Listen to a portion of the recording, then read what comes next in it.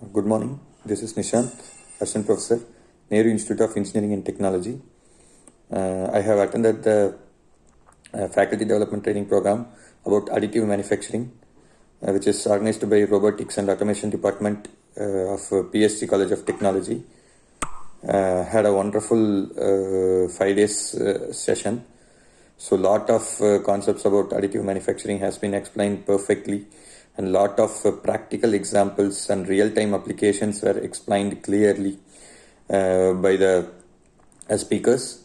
So the speakers not only from the teaching fraternity, there are a lot of speakers from industries. They also explain the real-time applications of the additive manufacturing and what is the future scope of this additive manufacturing. Everything has been explained very clearly, and I have understood a lot of new concepts in the additive manufacturing.